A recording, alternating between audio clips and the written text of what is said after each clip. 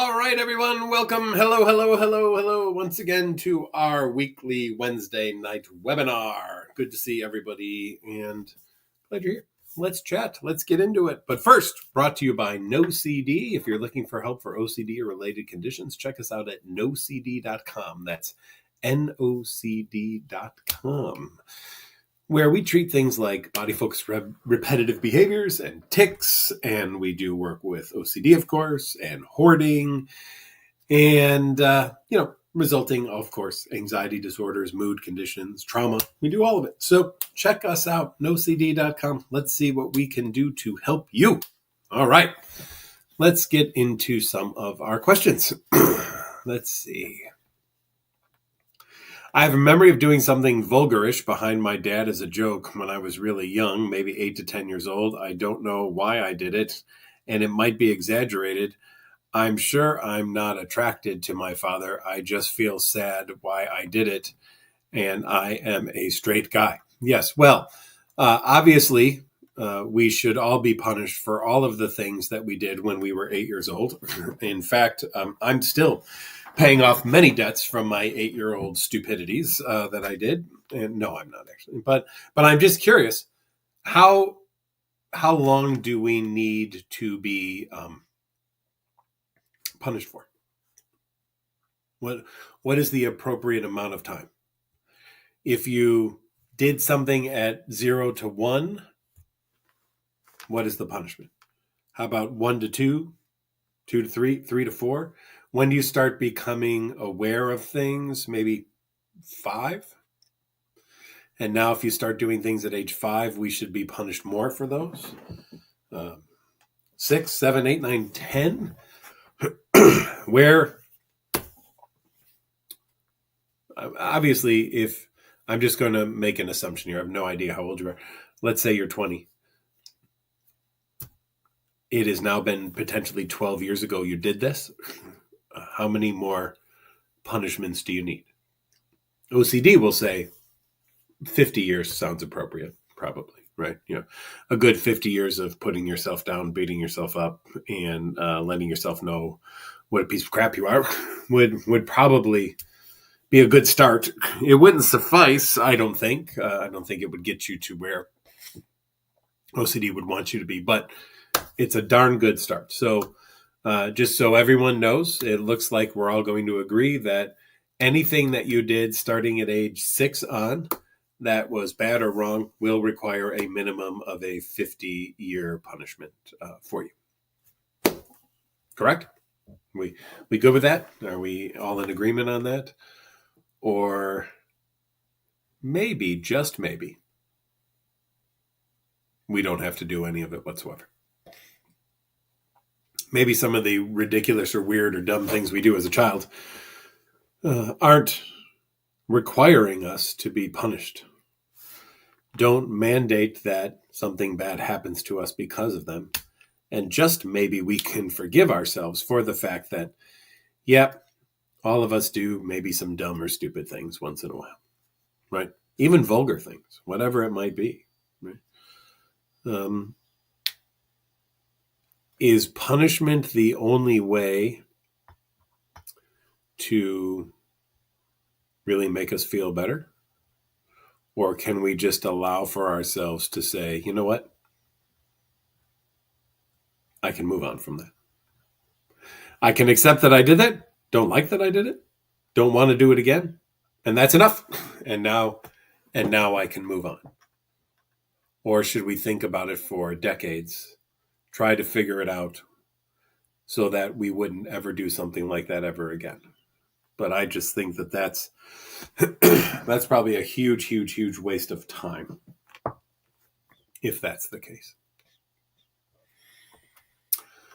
Growing Old With You says, I'm going through treatment because of a relapse of symptoms. I'm struggling with panic, and as I don't engage in the compulsions, I start to have panic attacks. My brain hurts. What can I do? Well, one of my favorite things for panic is interoceptive exposures to teach you that you don't have to let the threat of a panic attack ruin your life. So I do things with people who panic, like run in place, hyperventilate, breathe in straws, spin in chairs. and I have them be with the experience and learn that they can handle it without needing to do something to try to make it go away. And if you can do that, if you can allow yourself to learn that you don't need to be afraid of a panic attack, then if OCD throws at you, well, you didn't do that compulsion, now I'm going to give you a panic attack, you can be like, yeah, go ahead. That's fine. Okay. I'll take the panic attack. Unless panic attacks are actually dangerous. Anyone know if anyone has ever died of a panic attack? I've never heard of it. Just curious if anyone has, because maybe they're more dangerous than I'm aware of. But as far as I know, they are not whatsoever. So let's treat the panic, learn you can handle it, and then go on back to those ERP experiences for the OCD.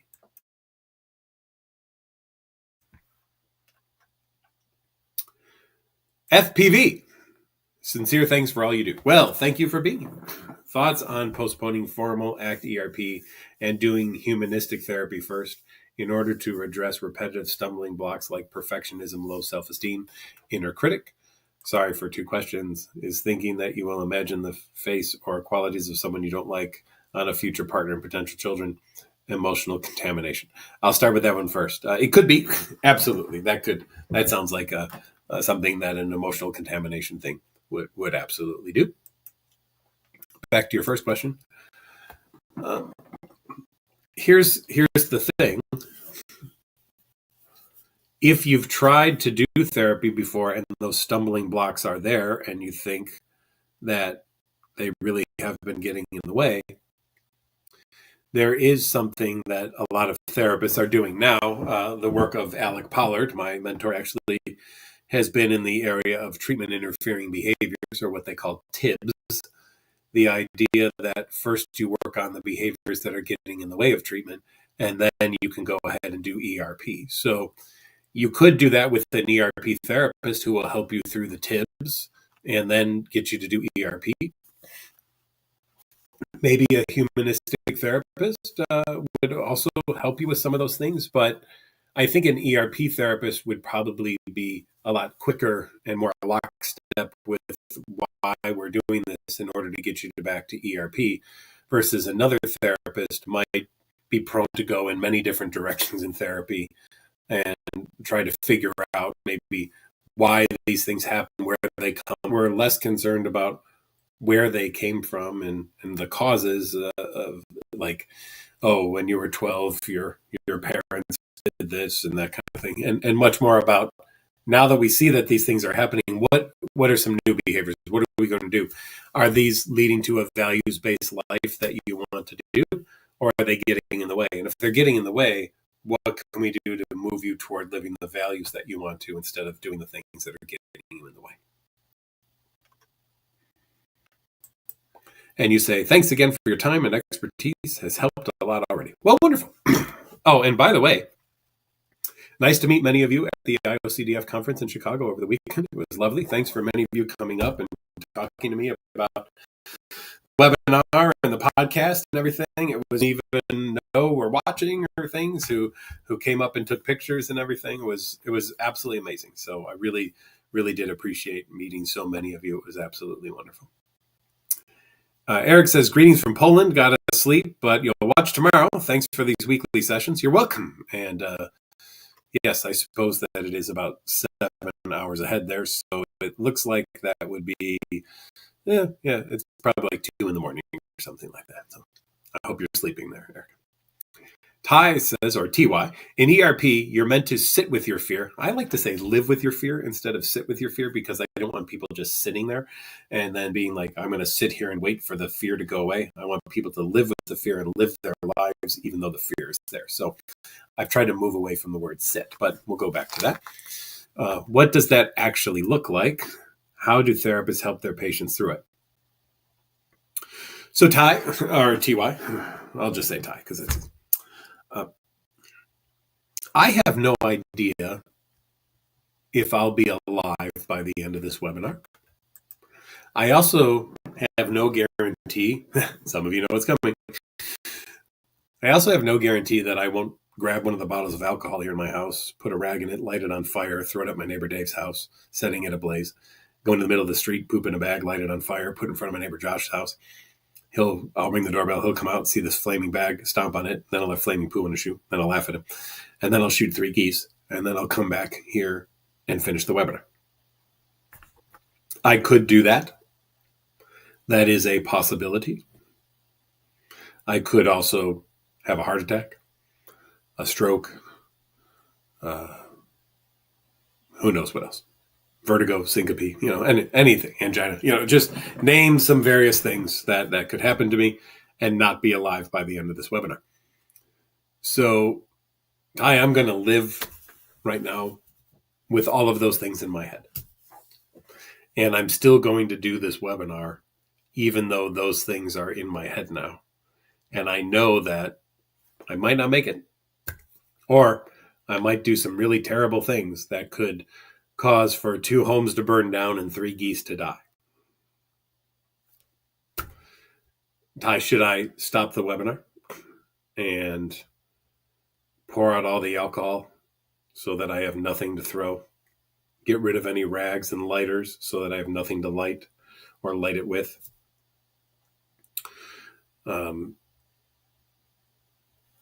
Should I check my house to make sure there's no weapons so that I can't shoot the geese? And if I find any, maybe dispose of them somehow? I don't know. Or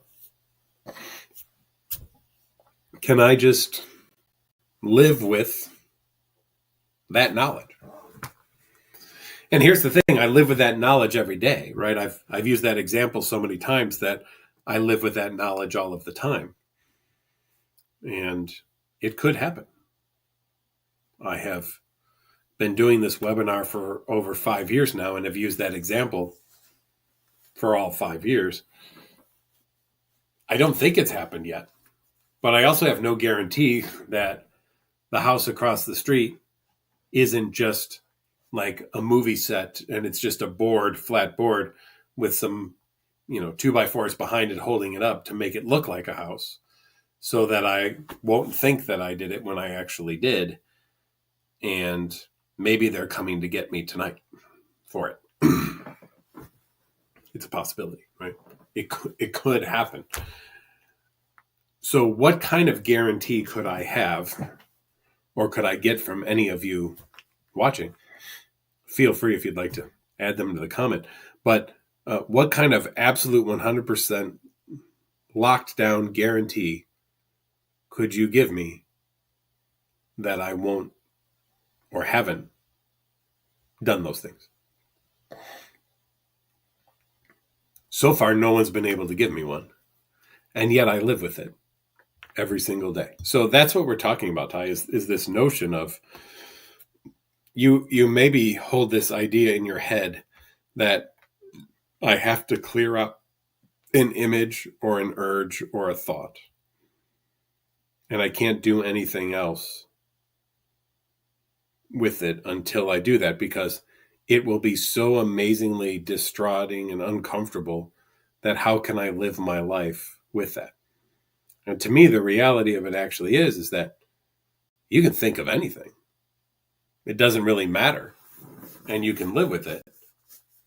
Because if thoughts were dangerous, well, we'd all be in jail at this point. I mean, the thought police would have gotten all of us. There's nobody who gets through this life without having a negative thought about someone or something.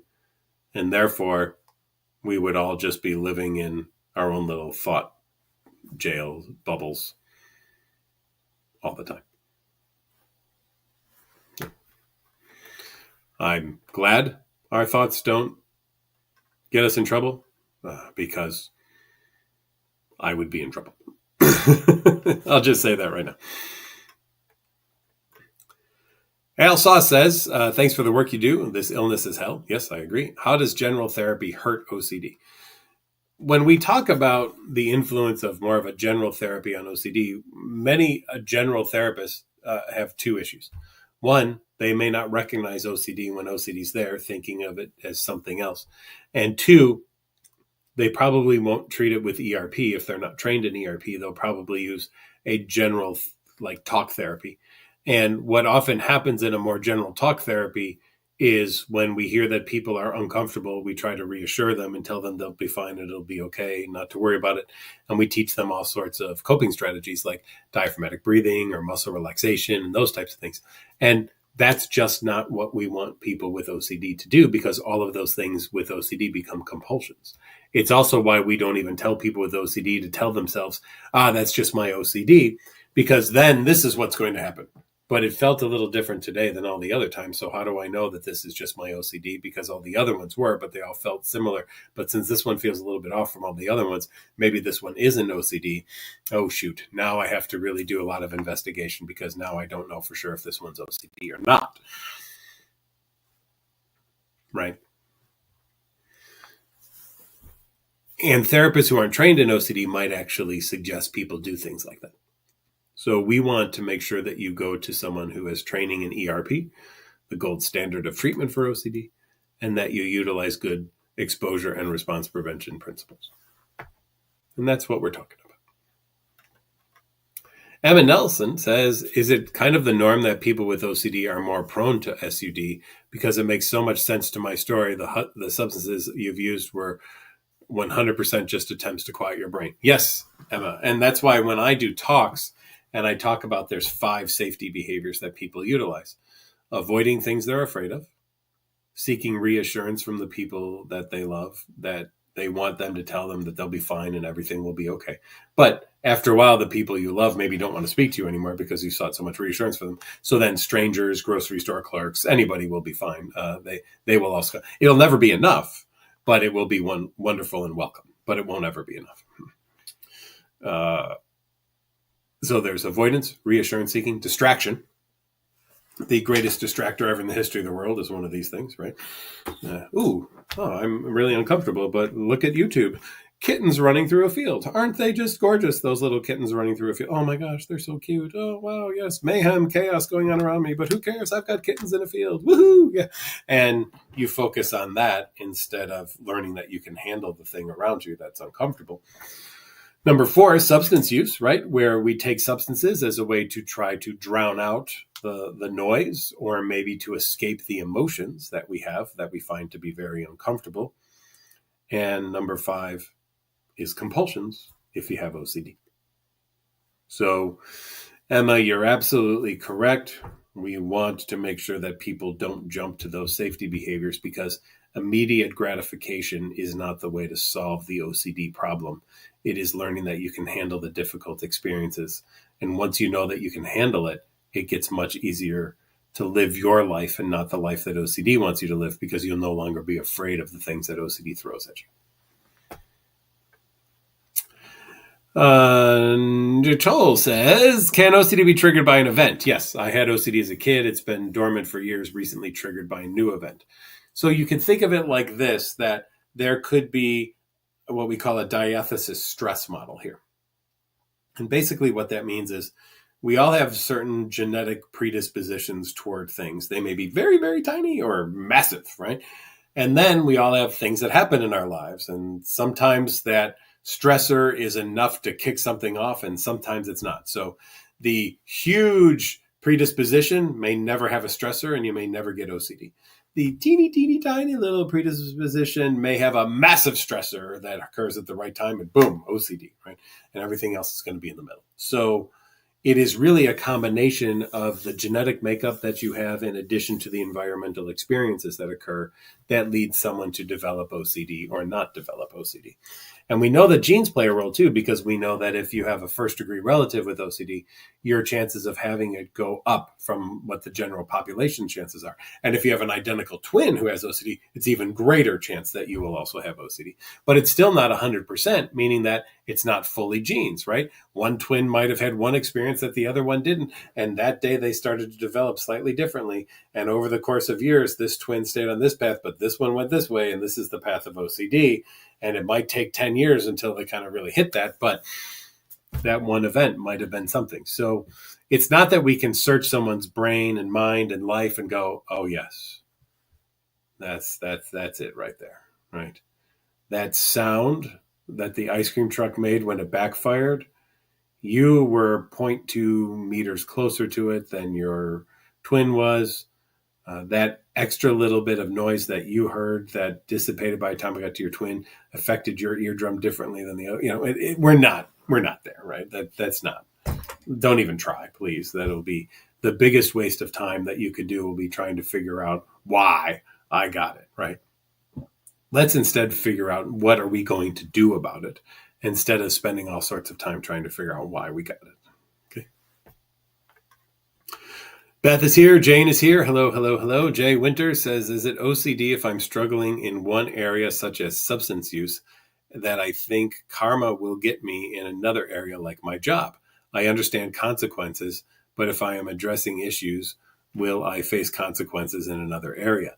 I mean, that sounds like the kind of existential OCD things that we see a lot of people have, or even a moral scrupulous kind of aspect that, maybe I'm not being a great person in one area and that's going to come back to haunt me now because of that. So I shouldn't be abusing these substances. And now because I am and I'm doing something that might be frowned upon or illegal here, it's going to then turn out to be something else in another area of life. Now, here's the deal. Many people who do abuse substances do see it affects their job or various other things, but that's because substance use and addiction turns people into folks that they don't really want to be, and often turns them into people that no one else wants to be around either, right?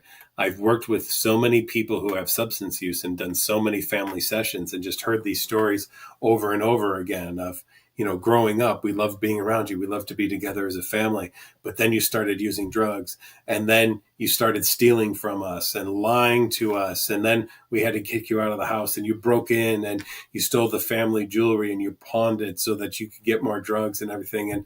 And we love you as you're our child, but we don't want an interaction with you. We don't want to have you in our life until you prove that you've got X years of sobriety underneath you, because we just can't trust you anymore, right? So, Jay, I don't know that it's a karmic experience because of that. I think the deleterious, good 5-point word today, effects of a substance use just really, really do terrible, awful, horrible things to the lives of people. And believe me, I have seen people who, their family won't talk to them. None of their friends are interacting with them. And I've tried to even help get them into places, and they check themselves out because they would rather use substances. And those people can be homeless. They can be just trying everything they can to get a hold of substances and use. And even though they will tell you to your face, I really want help, I really want this, there are times that they're going to have to hit a real kind of rock bottom before they finally accept that help, right? So it can be really, really difficult. And Jay, I'm hopeful that if you are struggling with substance use, that you will reach out to someone and get some help with that, so that they don't take a stronger and stronger hold of your life over the course of time, and you're able to break free of the addiction and then be able to get good treatment for OCD. And again, live the life that you want to live and not the life that substance use and OCD wants you to live. That would be really, really helpful. Brett says, your OCD support group has ended as of this week. Does NoCD have groups?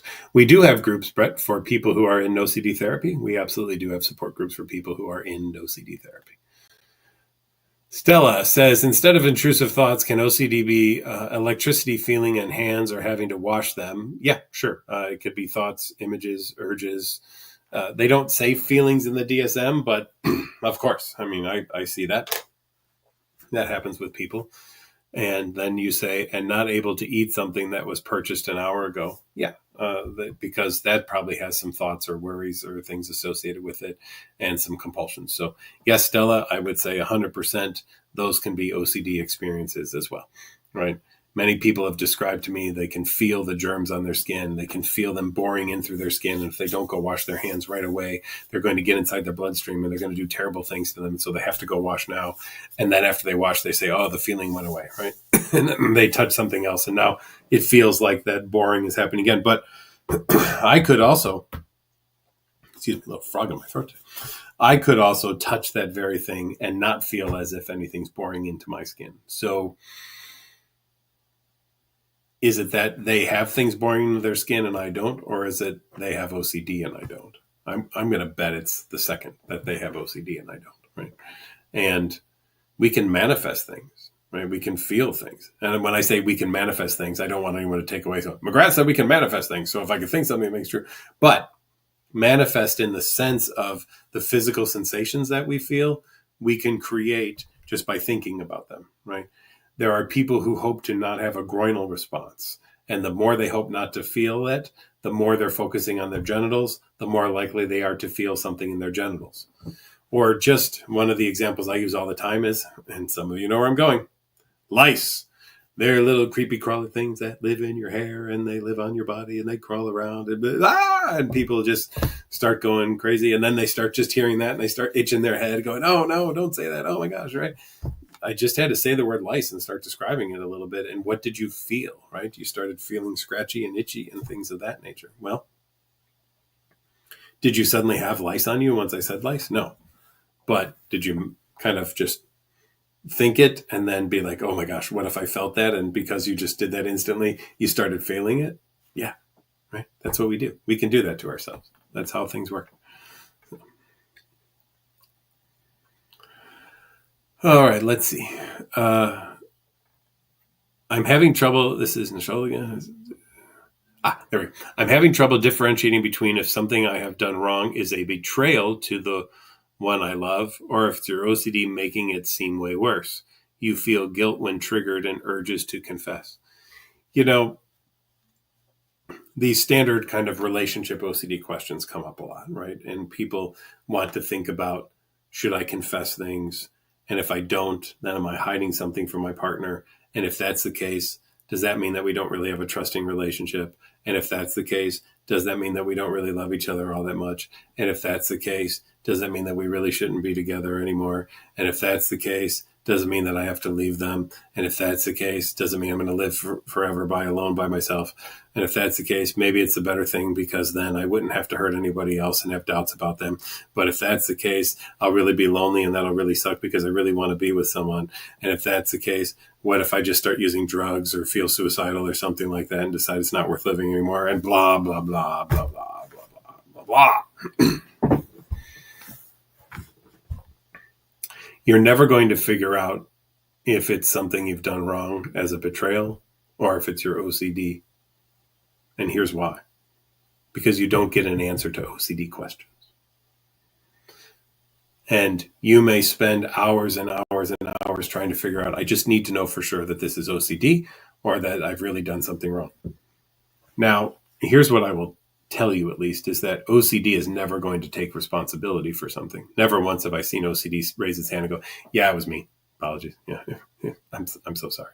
That's not happened. What it will say is, oh, yes, you were totally wrong. But hey, guess what? I've got a way to make up for that. It's compulsions.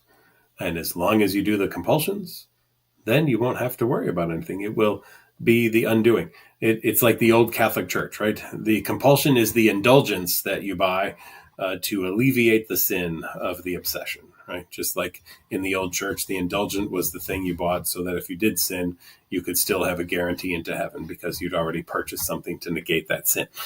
Well, think of compulsions as the indulgences of OCD. I've never said that before until right now, and I really like that, and I'm going to write that down. Hold on. Sometimes I have to write these things down just because these ideas now and then just pop in my head. It's like, I need to say that again. Indulgences. OCD. Okay, there we go. So, Nicole, is there enough indulgence to pay?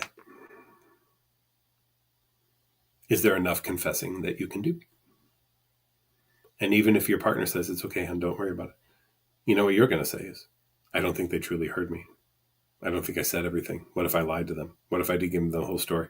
Maybe I should tell them again just so that I'll know for sure that they really heard it and that they really have the full details. Because if I don't give them the full details, then I've pulled the wool over their eyes. I've duped them.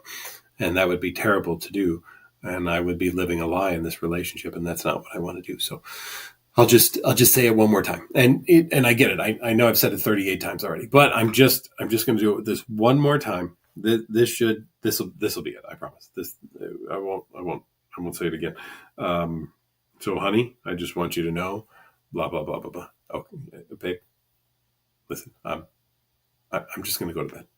Okay, all right, hon, I love you. All right, and then they go to bed, and then you're like, wow, they seem really angry at me now. Oh shit. What if they're mad at me? And I once read something that said you should never go to bed angry. Oh my gosh. Now he's going to bed angry, or she's going to bed angry. Oh shoot. What does this mean for our relationship now? Maybe I should go wake them up and talk to them more about it. Right.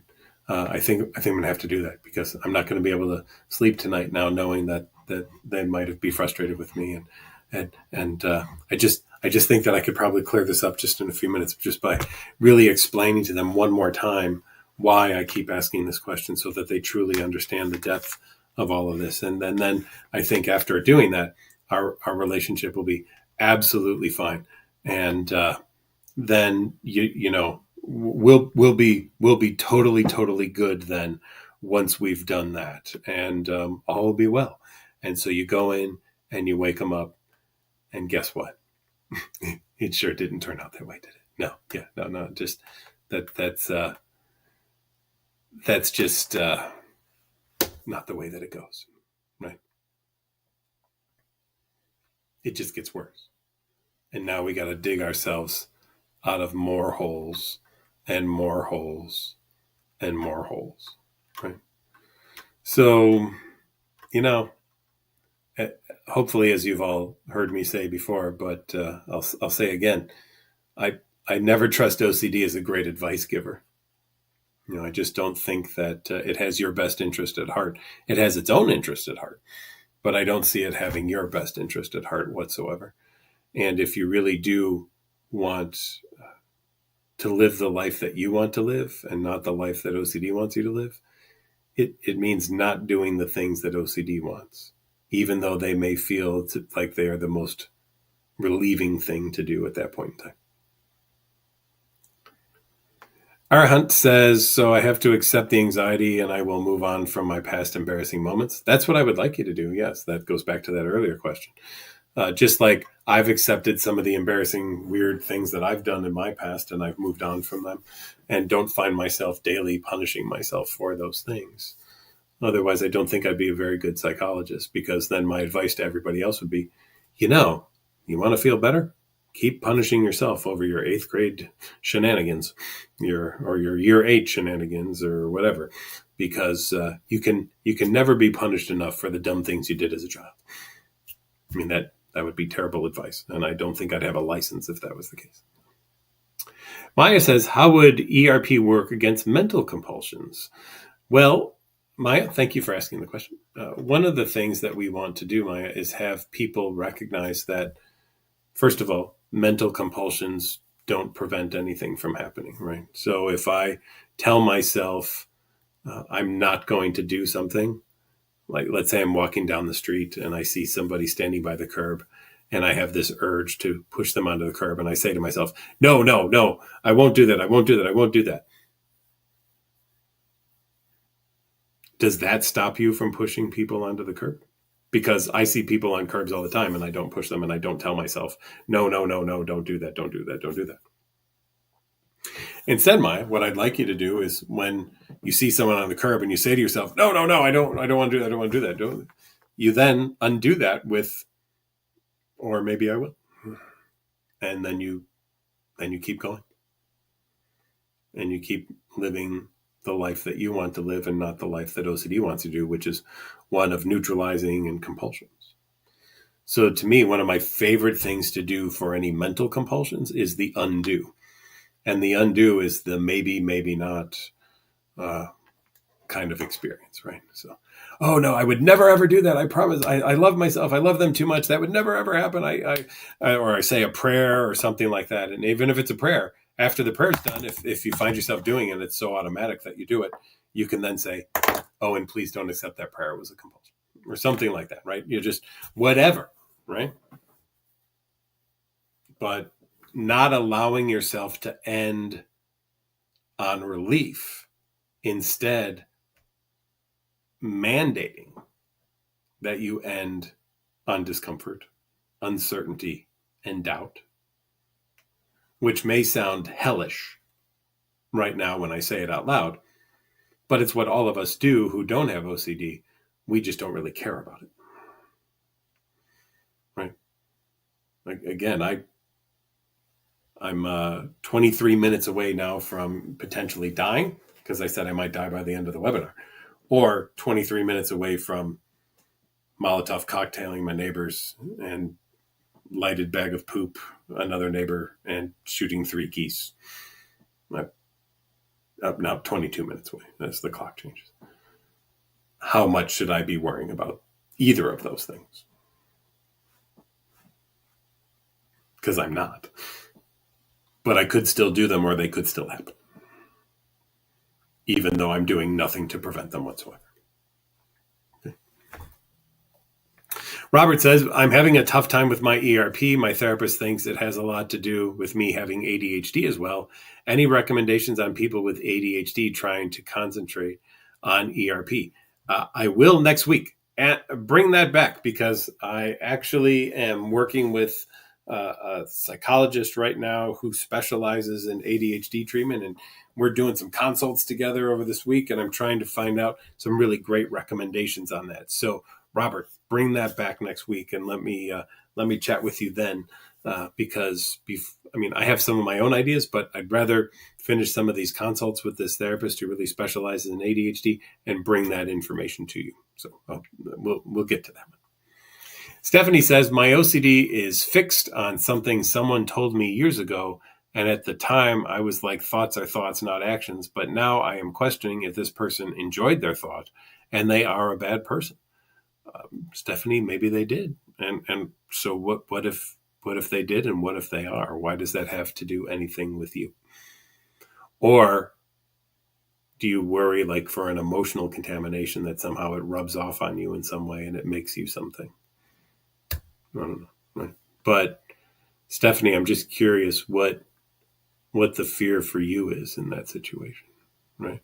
How does what anyone else thought have to have an influence on you whatsoever?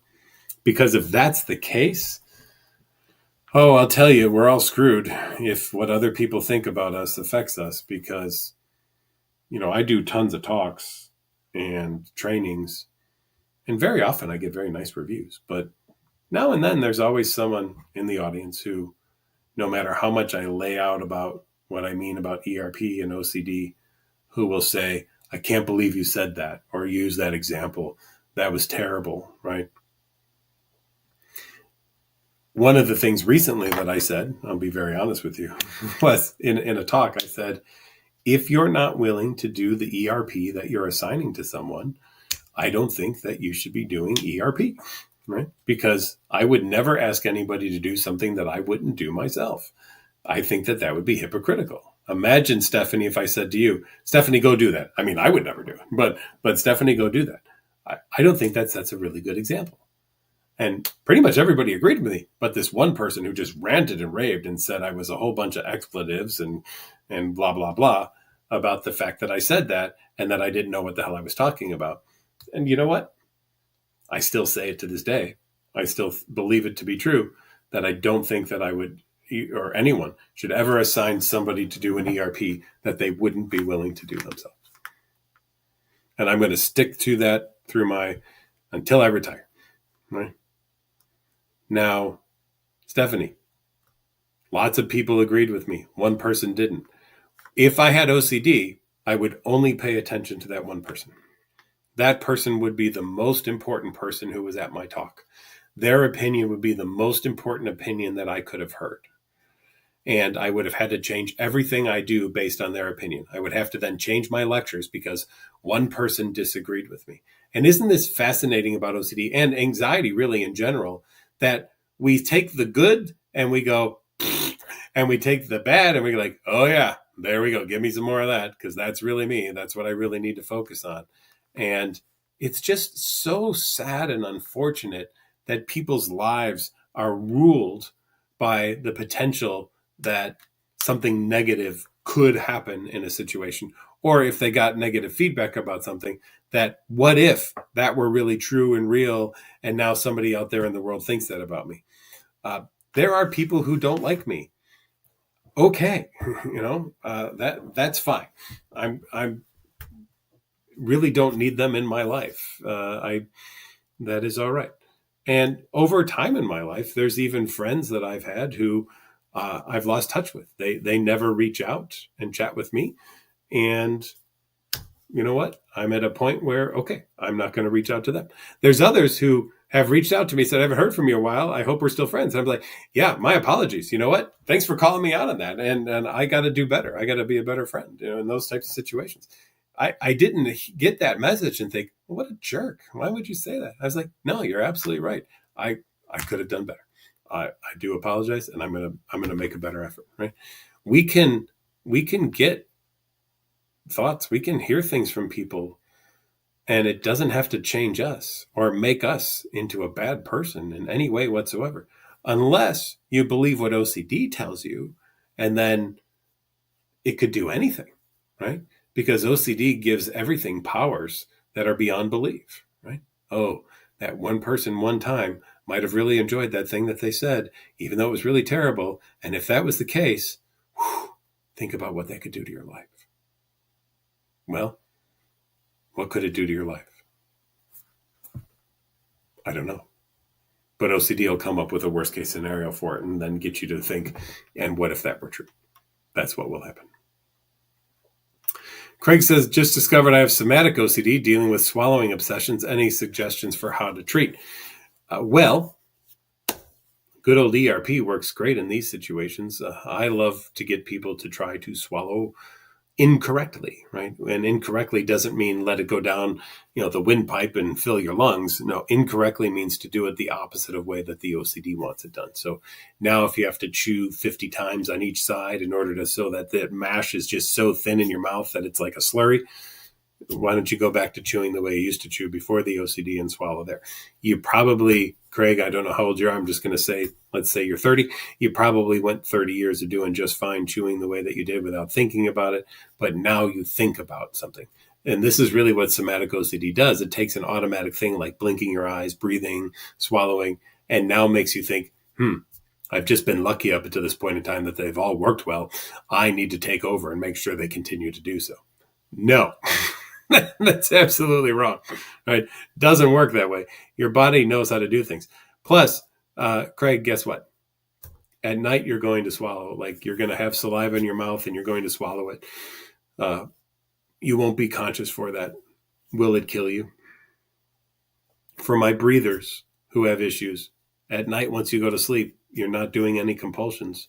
How do you breathe through the night without compulsions, but once you're awake, have to do compulsions? Think about it. Beth, like the thought police. Thank you. How to start ERP. This is from Servant. How to start ERP when your head theme hops so much. I just started an OCD therapy. Awesome. Are there different groups to join? I've seen it in the app. Yes, there are multiple therapy groups, support groups that we have. So you can check those out, Servant. But in terms of how when the theme hops, sometimes I see that as OCD's way to not let anybody get a hold of it so that you can't really do treatment for it. So I think what we're going to have to do, Servant, is just pick something and get started on it. And the next session, you're going to come in and say, that one's not the most important one anymore. This one is. But if we then went to that one, the next session, you would say, well, that one's not so important anymore. This one is. So we got to pick something and we just start working on it. And you learn the principles and you're going to be able to take those principles and to apply it to whatever kind of OCD subtype is coming through. June says, your OCD has spiraled out of control unexpectedly since you moved, and new financial problems and missing family. It jumps through things you haven't thought of in decades and is magnifying negative thoughts. Well, it's because OCD is a jackass, June. That's why. I think we can all agree on that.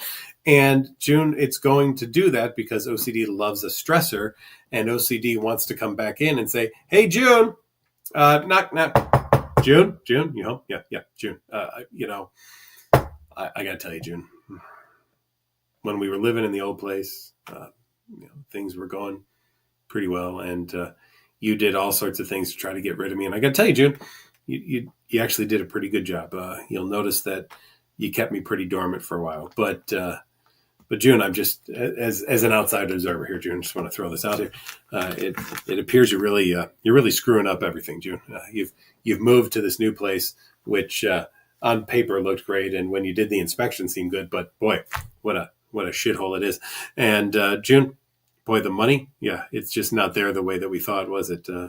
Taxes are more here, groceries are more here, car insurance is more here. Didn't take all that into account, did we? Yeah. Oof, what a stressor, what a strange boy. Boy, June, that really sucks. Oh, and by the way, you're all alone, June. It's just you and me now. But you know what, June? I never left. I'm here to be a dear friend. And June, my friendship is very cheap. It only costs compulsions. That's it. So here's what I'm going to do, June. I'm going to help you figure all this stuff out by throwing every worst case scenario I possibly can at you, to get you just all fired up and riled up and feeling like absolute shit. And then I'm going to offer you a relief. And when you get it, just think how good you'll feel, that lovely dopamine rush that you're going to get when you do that compulsion and that relief. And then you're like, oh, okay. And that, June, is how I help. That's what I do. Those are my services, June. And so, June, glad to be back in your life again. It's really good to be here. I've missed you. I hope you've missed me. And but even if you haven't, I'm here. So I'm gonna solve everything. You just sit back and color and let me take over. And just remember, just do those compulsions, and all will be well. So it'll be great. And I'm betting, June, that's what your life feels like right now. So it's at these points that we double down and say, OCD, while the offer is generous, it's unwanted and unaccepted. And I'm going to do things my way and not the compulsion way. So you can go. Well, there's a lot of things you can go do that I can't even say on these podcasts, but you can go do those things, OCD, because I'm going to figure out how to live my life and not do the things that you're telling me to do right now. F124 says, how should I look after myself whilst, I like that, waiting for therapy? And how do I reconcile the wait now to feel better then against the desire to start living now? Thanks. Good one. So here's the deal. Let me say it this way, and I'm going to take it outside of OCD. And since sometimes we talk about substance use on this one, imagine going through detox, right? Which means go through absolute shit now to feel better later. But you'll never, ever feel better later if you don't go through detox. You'll just stay stuck in the addiction. We have to make some big decisions here, right? Do you allow yourself to not feel good now? You can live without compulsions? Or do you just want to never feel good and always do compulsions? Because F124, I'm going to ask you a question. If compulsions truly were helpful, why are you even on this webinar? I mean, if compulsions were really great, I'd be handing them out like candy to people. I mean, going up to someone on the street and go, hey, how you doing there?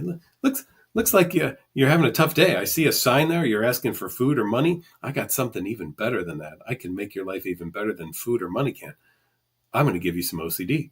And you're going to do these compulsions. And I'll tell you what, life's going to be amazing. It's just going to be so awesome. You're going to wonder how you ever lived without it. So there'll be no money, right? I was going to quote Caddyshack, but on your deathbed, you'll achieve total consciousness. But instead, there will be no money. But here's a compulsion, and I think it'll be really great. No, it's not what we do. It's not how we do it. Brett says, my OCD has recently skyrocketed in severity with no apparent trigger. My ERP therapist said that can happen randomly throughout life. But if I keep doing ERP, it will die back down. Thoughts? Yeah, I mean, I would just make sure you're doing ERP to the things that trigger the OCD. And you say there's no apparent trigger for why it skyrocketed, but I'm going to bet you that there's at least triggers that are going on now that are leading it to go up. And remember, do that. Same with roaches. Ash the Advocate. Hey, Dr. McGrath, good to see you at the conference this past week. You too. You too. Absolutely. OCD stinks. Yep. Hiker like the top tier Dr. McGrath rant. There we go. Nolan asked, wait, indulgences aren't real? Yes, sorry, Nolan. I hate to say that, but good to see people are sick of OCD's garbage for sure. Reggie says, does a person with OCD usually have more than one mental illness if OCD is a mental illness? It is not uncommon for people with OCD to have another condition, right? About half to 3/4 of the time they will. It'll likely be another anxiety disorder or depression or mood disorder. And here's why I think those things fit so well together. If you look at the definition of major depressive disorder, the first two in the definition, you have to have one of the first two, which is I feel depressed or I've lost interest or pleasure in things I've once enjoyed. Now take a look at OCD. What does OCD do? OCD attacks the things that you love or enjoy. So what if you stop doing the things that you love and enjoy because you have OCD? It makes sense that you might feel depressed in that scenario, right? So it's not uncommon for people with OCD also to be experiencing depression. And as the OCD starts to fade, as we do more ERP and people start to live their life and not the life that OCD wants, and they start engaging in things they once enjoyed, we often see the depression decrease as well. In fact, we did some studies early on and published some things at conferences to show that even without addressing depression directly, we saw significant decreases in scores of depression just by treating OCD. So we definitely see that happen. And we have publications out here at NoCD too. And not only do you see depression go down when you treat OCD, you can also see stress scores go down and anxiety scores go down too. And quality of life goes up. So definitely doing OCD treatment can help many different areas of a person's life.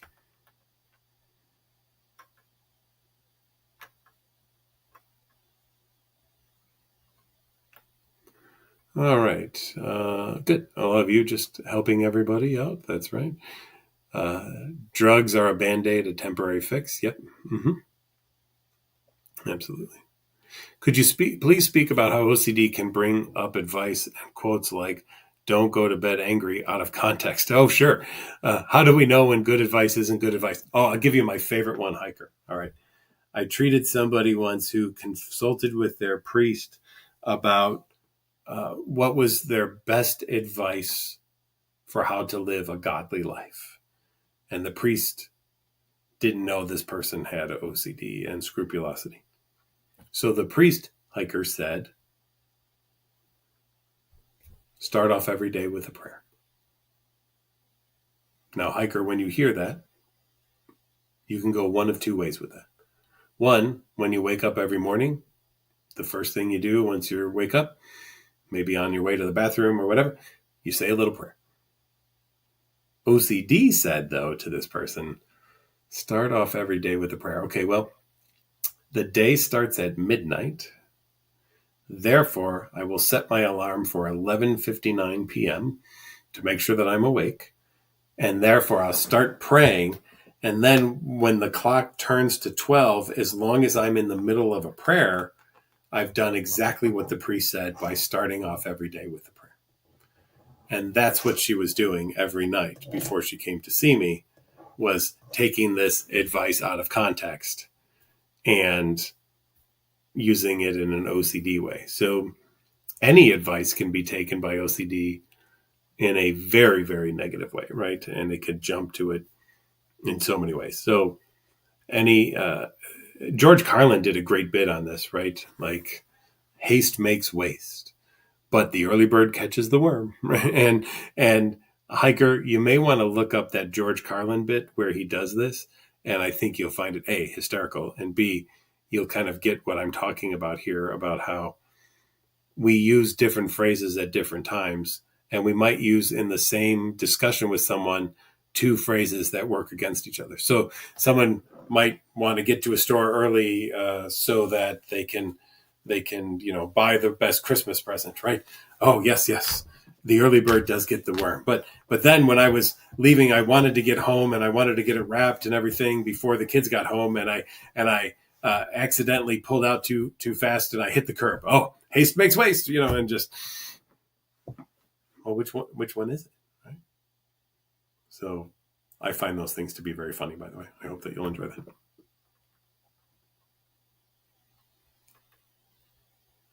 Yes, Ash, you're right. Some people definitely do get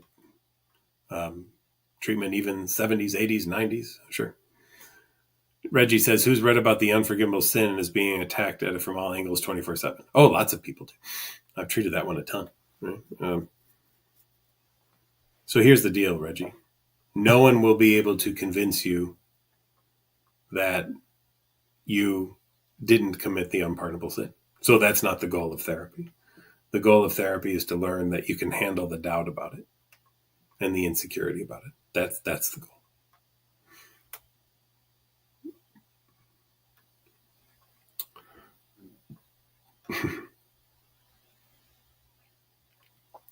Yep, people get some flares. Absolutely, that happens. I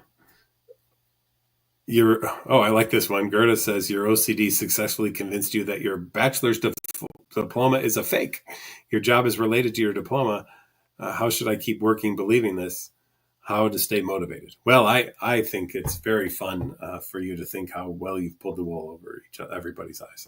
And I see that Ash also said something too. Yeah, you're right, Ash. Maintain the work, right? Here's the thing. Do you have to believe everything OCD says? You say there, OCD successfully convinced you. So what you're saying then, Gert, is you are 100%, without a doubt, absolutely sure that you have a fake diploma and that you did not go to college and that all the memories of college are just made up in your head and part of a dream. I'm going to doubt that. Okay. I don't believe when you say that you are successfully convinced. I think you're concerned. I think you worry about it. I think you're what-ifing it. But I just don't believe that you're successfully convinced. Right? Because if you were, you would have gone to HR already and said, I know you have the transcripts from the school. Somehow I snuck in and I created those false transcripts. And I had them sent to you. And I don't actually have a diploma. And this whole thing is a lie. And since you have not done that, I don't believe you. Okay? And that's a good thing because I don't think you believe it either. But I think you're very afraid of what if it was. And part of that is just learning that you can handle that very experience, that you can handle that thing. Okay. Well, everyone, we've hit our time. Thank you for joining once again on our Wednesday night webinar. It is always a joy to be with all of you. If you're looking for help for OCD-related conditions, check us out at nocd.com. That's nocd.com. And we do all sorts of stuff. We do work with OCD-related conditions like body-focused repetitive behaviors, and we work with hoarding, tics, and anxiety, and mood conditions, and trauma. And we work in Canada, and the UK, and the US, and Australia. And we take insurance, too. So we hope to hear from you soon. We also do our NoCD 411 sessions. Got a friend or family member with OCD and want to talk about it and get a kind of like a webinar like this, but just for yourself? Check out a NoCD 411 session. We can do that for you too. We hope you have a great week. We look forward to seeing you back here again. Be well, everyone. And be better to yourself than your OCD is, because it sucks. See ya.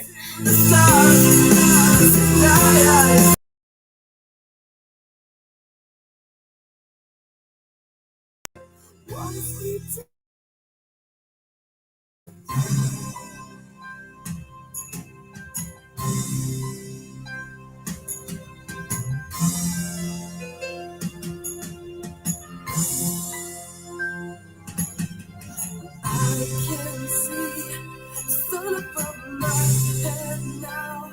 It's shining so bright,